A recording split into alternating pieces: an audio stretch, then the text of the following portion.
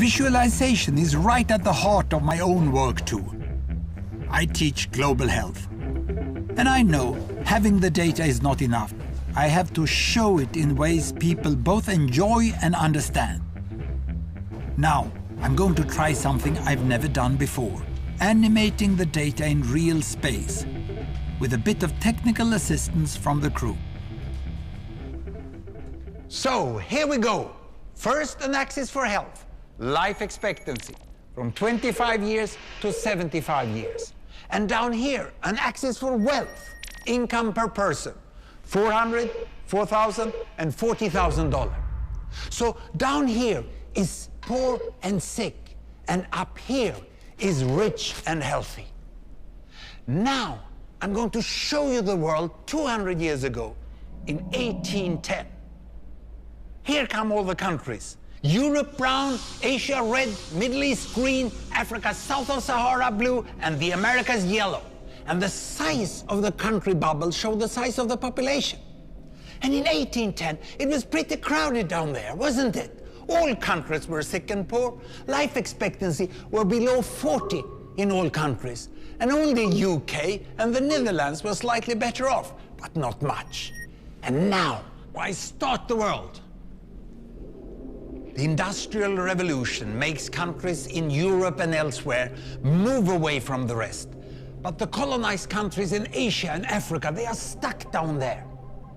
And eventually, the Western countries get healthier and healthier. And now we slow down to show the impact of the First World War and the Spanish flu epidemic. What a catastrophe! And now I speed up through the 1920s and the 1930s. And in spite of the Great Depression, Western countries forge on towards greater wealth and health. Japan and some others try to follow, but most countries stay down here.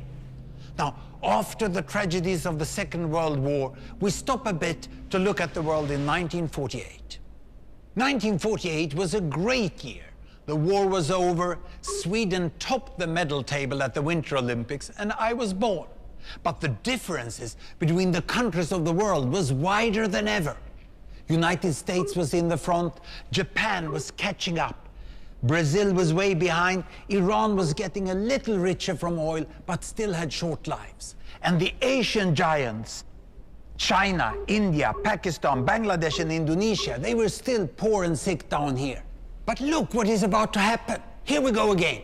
In my lifetime, former colonies gained independence, and then finally they started to get healthier and healthier and healthier. And in the 1970s, then countries in Asia and Latin America started to catch up with the Western countries. They became the emerging economies. Some in Africa follows. Some Africans were stuck in civil war and others hit by HIV. And now we can see the world today in the most up-to-date statistics. Most people today live in the middle, but there are huge differences at the same time between the best of countries and the worst of countries. And there are also huge inequalities within countries. These bubbles show country averages, but I can split them. Take China, I can split it into provinces.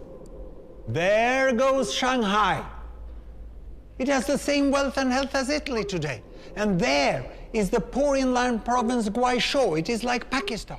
And if I split it further, the rural parts are like Ghana in Africa. And yet, despite the enormous disparities today, we have seen 200 years of remarkable progress. That huge historical gap between the West and the rest is now closing. We have become an entirely new converging world. And I see a clear trend into the future. With aid, trade, green technology and peace, it's fully possible that everyone can make it to the healthy, wealthy corner. Well, what you just seen in the last few minutes is a story of 200 countries shown over 200 years and beyond.